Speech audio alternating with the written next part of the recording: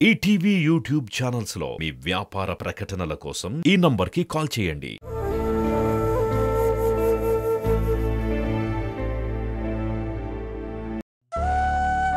నా సుఖం సంతోషం ముఖ్యం కాదు, ఈ కుటుంబ ఆచారమే గొప్పది. నేను ప్రేమించాల్సింది నన్ను ప్రేమించే వాళ్ళని కాదు, త్రాసులో ఈక్వల్గా డబ్బున్న వాళ్ళని. నాన్న ఆర్డర్ కదా, కొడుకు పాటించకుండా ఉండగలడా?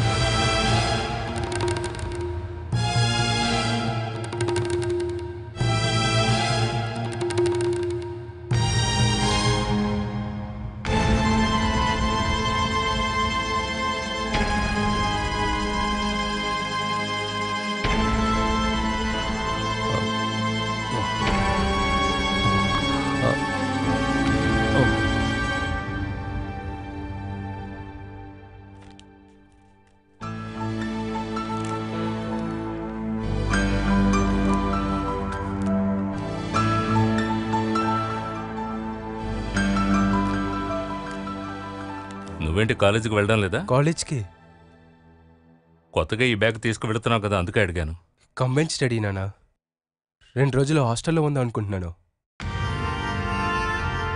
సొంత నిర్ణయాలు తీసుకుంటున్నావు అన్నమాట. ఇది మీతో చెప్తామని వచ్చాను. ఒక నిర్ణయం తీసుకున్నాక ఎవరు నా అభిప్రాయం అడగక్కర్లేదు. వెళ్ళే దారిలో దీన్ని పేపర్ ఆఫీసులు ఇచ్చేసి వెళ్ళు. ఇదేంటి నానా? పేపర్లో మ్యాట్రిమోనియల్లో వేయాల్సింది బాలా పూర్తి డీటెయిల్స్. నువ్వదేటివ్వా జై? ఇవ్వమంటున్నానా? నాకిప్పుడు పెళ్లి చేసుకోవడం ఇష్టం లేదు. అది నువ్వు నిర్ణయిస్తే చాలా. ఆ హక్కైనా నాకివ్వండి నాన్న. అజయ్, నువ్వు బయలుదేరు. అజయ్ ఆగురా. నీ జీవితంలో ఇతనే భర్తగా రావాలని ఒకరిని నువ్వు తీసుకొచ్చావు. కొన్ని కారణాల వల్ల ఆ సంబంధం కుదరలేదు. కొన్ని కారణాలా?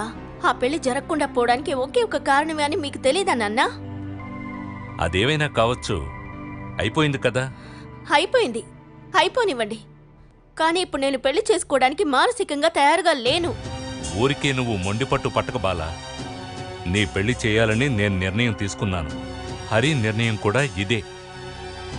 ఇక నువ్వు పెళ్లికి ఇష్టపడకపోయినా వెంటనే నీ పెళ్లి జరిపించి తీరాలి.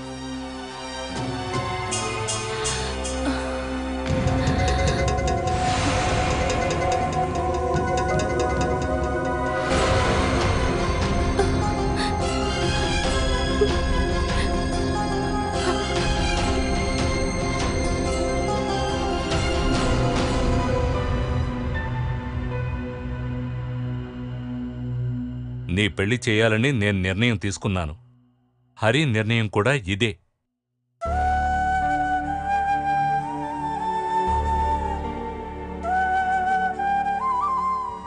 ఇది మీ మగవాళ్ల లోకం కదా. నా జీవితం మొత్తం పాడు చేసి నువ్వు నవ్వుతున్నావా? ఒక ఆడదాని జీవితం నిర్ణయించేది ఒక మగాడే కదా. మగవాడు నిర్ణయించే జీవితాన్ని జీవించడమేనా కృష్ణ ఈ ఆడవాళ్ల విధి?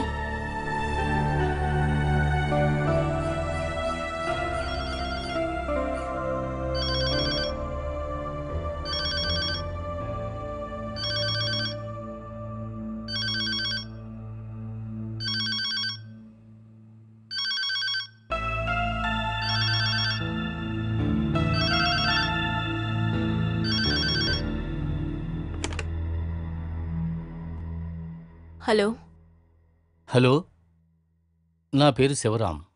నేను అమీర్పేట నుంచి మాట్లాడుతున్నాను. పేపర్లో ఒక పెళ్లి అడ్వర్టైజ్మెంట్ వచ్చింది. మా చెల్లెలు కొడుకు వేణు కోసం పిల్లను వెతుకుతున్నాం. పేపర్ వాళ్ళకి కాల్ చేసినప్పుడు ఈ నెంబరే ఇచ్చారు. పిల్లని చూడడానికి రావచ్చా అని అడగటానికే ఫోన్ చేశాను.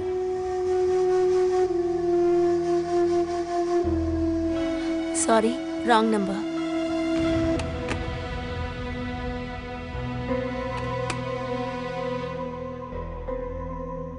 వాళ్ళు నాకు రాంగ్ నెంబర్ ఇచ్చారా?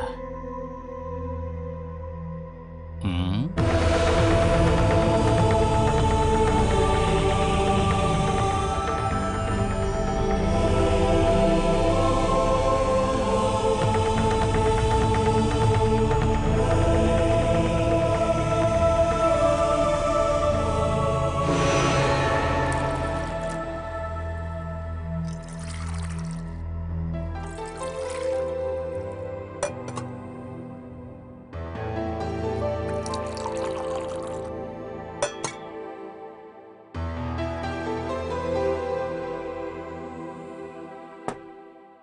చిన్నమ్మ కాల్ చేసిందా? రేపు వస్తానని చెప్పింది. ఏమండి, రేపు మీరు కొంచెం త్వరగా వస్తే మా ఇంటికి వెళ్ళేసొద్దామండి. ఏమైంది? బాలని చూసుకోవటానికి ఎవరో వస్తున్నారంట. కానీ తనేమో పెళ్ళొద్దు, పనికి వెళ్ళాలంటోంది. ఈ కాలపు అమ్మాయిలకి ఒక ఉద్యోగం ఉంటే మంచిదే కదా. ఇప్పుడు ఉద్యోగం ముఖ్యమా? వయసు ఎంతో తెలుసా మీకు? వీలైనంత త్వరగా పెళ్లి చేసేయాలి. మనం కూడా వెళ్ళొద్దామండి, మీరు చెప్తే వింటుంది. ఏంటి జయ, ఇష్టం లేని ఒక పెళ్లి కోసం బాలాని అందరూ కలిపి ఇలా బలవంత పెడుతున్నారెందుకు? ముందు తన మనసు కూల్ అవనివ్వండి. సూరజ్ సంబంధం వద్దనుకున్న తర్వాత ఇప్పటికే 4-5 నెలలు అయిపోయింది. ఇంతకు మించి ఏం అక్కర్లేదు. పరిస్థితులకు తగ్గట్టుగా మారడమే ఆడవాళ్ళకి కావాల్సిన టాలెంట్. పరిస్థితులు తగ్గట్టు ఊసరవల్లిలాగా మారటం నీ వల్లే అవుతుంది. కానీ బాలా అలా కాదు. తనకనే ఒక క్యారెక్టర్ ఉంది. ఇష్టపడినవాడు వద్దన్నాడని ఉరేసుకోపోయిందే, అది క్యారెక్టరా? నేను కనుక తన స్థానంలో ఉండుంటే పోరా కుక్క అని హోందాగా వేరే వాడితో చెప్పి కట్రా తాలి అనేదాన్ని. ఇదే నీకు తనకి ఉన్న తేడా. తను నాకంటే బాగా చదువుకుంది, అందుకే ఇన్ని కన్ఫ్యూషన్స్. ఇంకా కన్ఫ్యూషన్స్ క్రియేట్ అయ్యేలోపు ఒక మంచి అబ్బాయిని చూసి పెళ్లి చేయాలి. పెళ్లి జరగాల్సిన టైంలో జరుగుతుంది. అప్పుడు దాకా ఖాళీగా ఇంట్లోకి వచ్చావాలా? ఏదో ఒక పనికి వెళ్ళనివ్వు. పెళ్ళయిన తర్వాత ఏ ఉద్యోగంకెళ్ళినా పర్వాలేదు. పెళ్ళీడొచ్చిన అమ్మాయి ఇంట్లో ఉండటం అంత మంచిది కాదండి. బాలాని బాగా అర్థం చేసుకున్నాను కాబట్టి చెప్తున్నాను. నేను తన పెళ్లికి బలవంతం చేయను. అయితే తనతో పనికైనా వెళ్ళొద్దని చెప్పొచ్చుగా. తన్నింకా ఈ గూట్లో బంధించకుండా కాస్తసేపైనా వదిలేయండి. ఇంటికి బయట స్వేచ్ఛైన గాల్ని తను శ్వాసించని. మన బాలాకి త్వరగా ఉద్యోగం దొరకాలని మన కులదేవత గుళ్ళో పూజ చేయించు. ఇంకా నాకు వేరే పని లేదనుకుంటున్నారా?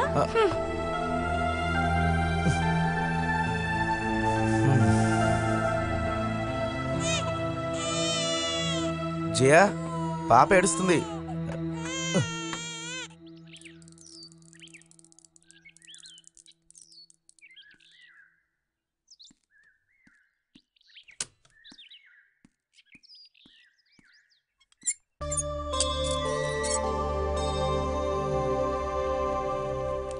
ఇంట్లో ఎవరైనా ఉన్నారా?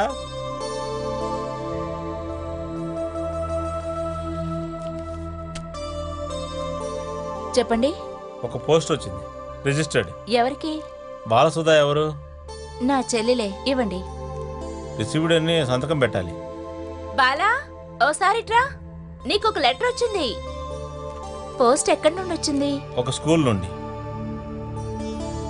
ఏంటక్కా? నీకొక లెటర్ వచ్చింది. ఇక్కడ సైన్ చేయండి.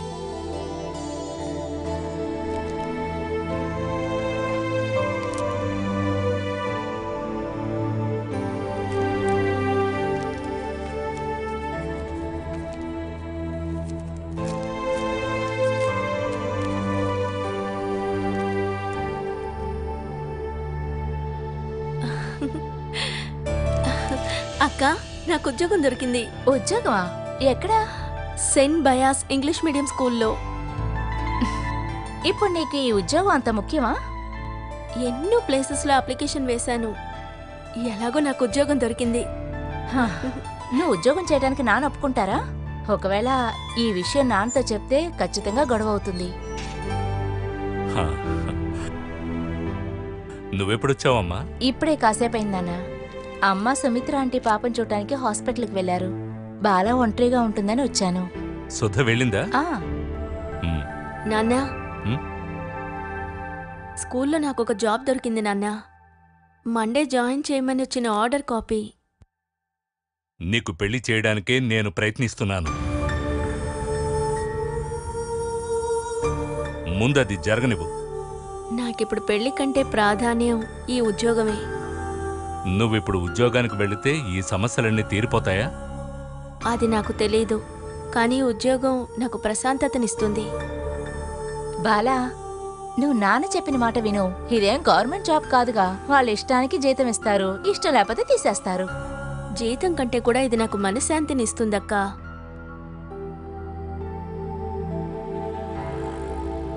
ఉద్యోగం చేయడమే నీకు ప్రశాంతతనిస్తుందంటే అందుకు నేను అడ్డుగా ఉండను.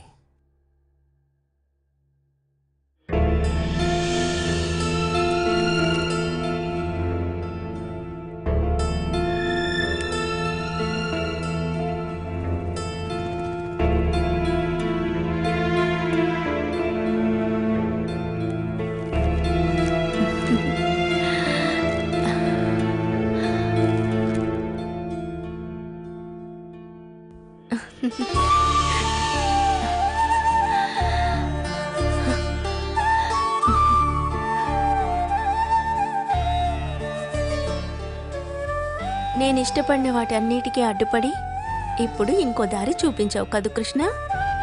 నాన్న ఒప్పుకోరేమోనని భయపడ్డాను, అది కూడా నువ్వే ఒప్పించావుగా కృష్ణ.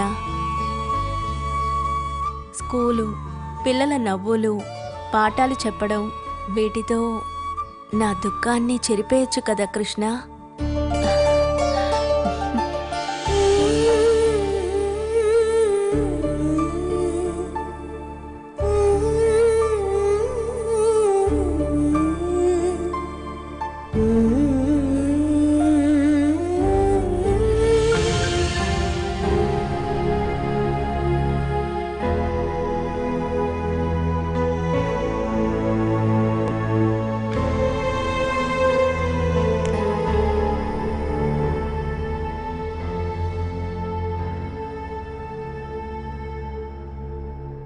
ఏంటి ఆలోచిస్తున్నారు? ఇంకా పడుకోలేదా? నీకు నా మీద కొంచెం కూడా కోపం లేదా? ఎందుకండి? నా కారణంగా నువ్వు ఎన్నో బాధలు పడ్డావు సుధా. ఒక్కొక్కటిగా అంతా మన చేయి జారిపోయిన తర్వాత బంధువులు, అంతెందుకు మన పిల్లలే నన్నెదిరించినా కూడా నువ్వు నాకు తోడుగా ఉన్నావు. కానీ అప్పుడు నీ మనసు పడిన బాధ నాకు అర్థమైంది. నువ్వు నన్ను శపించుంటావు కదూ. ఏం మాట్లాడుతున్నారండి? ఎందుకు అనవసరంగా ఏవేవో ఊహించుకుంటున్నారు? నేను మిమ్మల్ని అలా శపిస్తానా? నా చివరి శ్వాస ఉన్నంత వరకు మీరేనండి నా సర్వస్వం. అదే నా కోరిక.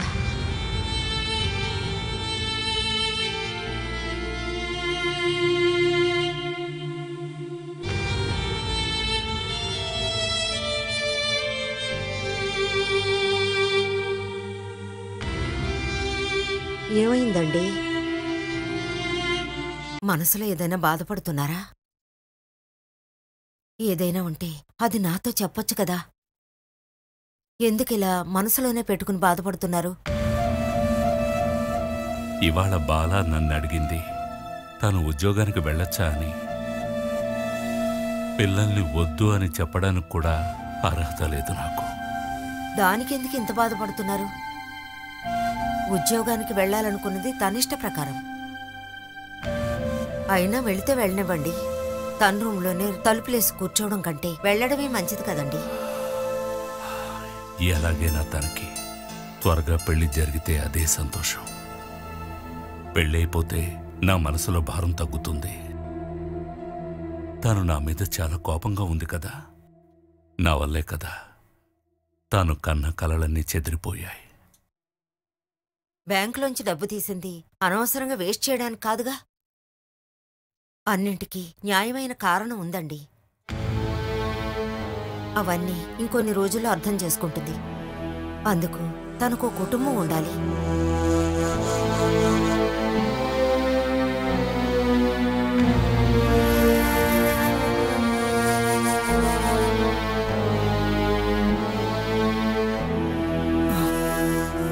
సుధా, ఆ రోజు ఆ డబ్బు తీసి ఆపరేషన్కి ఖర్చు పెట్టి ఉండకూడదు. అక్కడే అలాగే చనిపోయి ఉండేవాణ్ణి. కనీసం ఆ శాపమైనా నా ఆత్మ నుండి తగ్గి ఉంటుంది. ఇలా ప్రతిరోజు కష్టపడుతూ ఉండక్కర్లేదు. ఏంటి అలా మాట్లాడతారు? నాకంటూ ఎవరున్నారు? చనిపోవడం వల్ల మనం నష్టపోయింది తిరిగి దక్కుతుందా? మాట్లాడడం సులభమే. తోటి మనుషులకున్న బాధని ఎవరూ అర్థం చేసుకోవట్లేదు. చూడండి, ఇంక మీ మనసులోనే బాధపడుతూ ఉండకండి. జరిగిందేదో జరిగిపోయింది. ఇక నుంచి మిమ్మల్ని ఎవరినీ కష్టపడకుండా నేను చూసుకుంటాను. నువ్వు లైట్ ఆఫ్ చేసి పడుకో.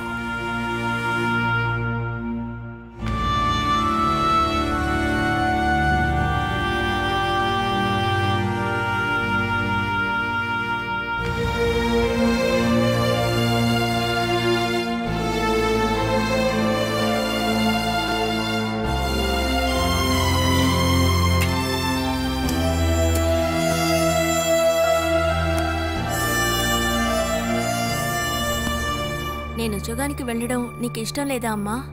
మగవాళ్ళు ఉద్యోగానికి వెళ్ళి సంపాదిస్తేనే కుటుంబానికి అందం. కానీ నన్ను అమ్మాయిగా పుట్టించాడు కదా దేవుడు.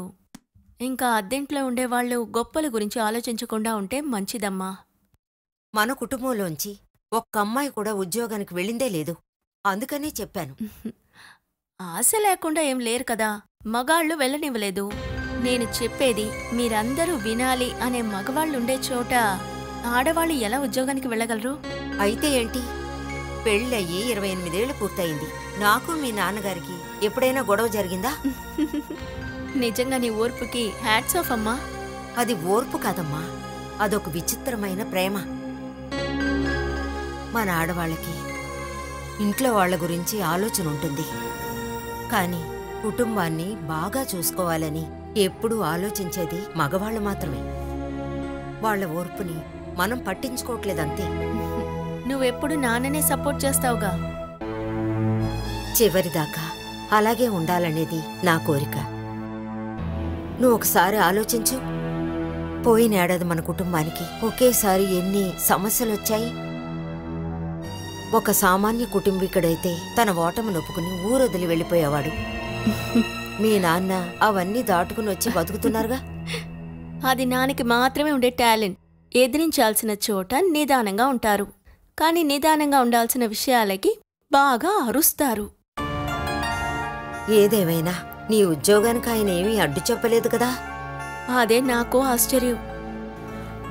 మీ నాన్న మనసులో ఖచ్చితమైన నిర్ణయం ఉంటుంది. మొదటిసారి ఉద్యోగానికి వెళుతున్నావుగా, మీ నాన్నగారి దగ్గర ఆశీర్వాదం తీసుకో. భగవంతుడా రక్షించు.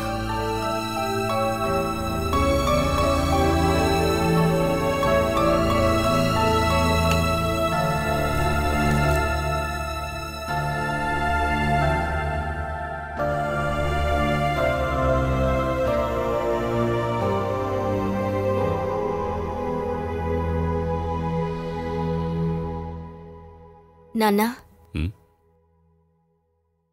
స్కూల్కి వెళుతున్నాను.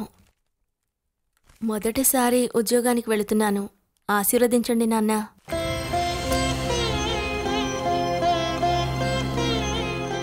పెళ్లి చేసి పంపించాల్సిన అమ్మాయిని జాబుకు పంపించి జయచంద్రన్ ఇంట్లో కూర్చొని తింటున్నాడని ఊరంతా మాట్లాడుకుంటుంది.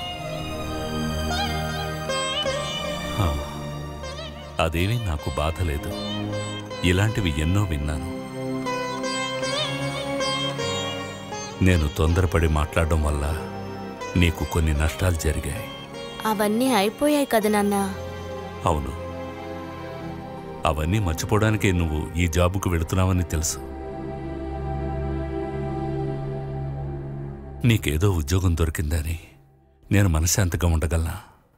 రేపే నాకేదైనా అయితే నీ బాధ్యతను ఎవరు తీసుకుంటారు?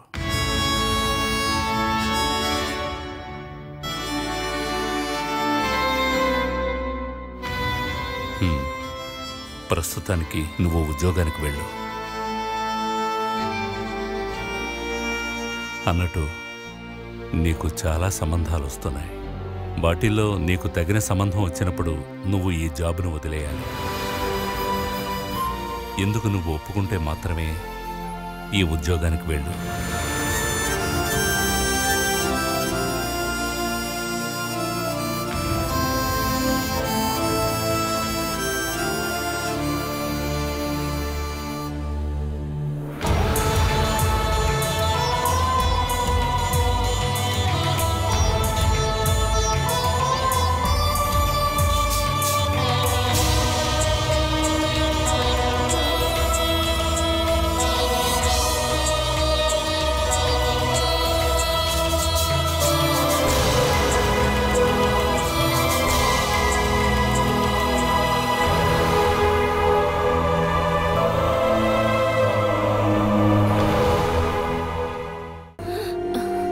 నీకంతా తెలుసు కదమ్మా.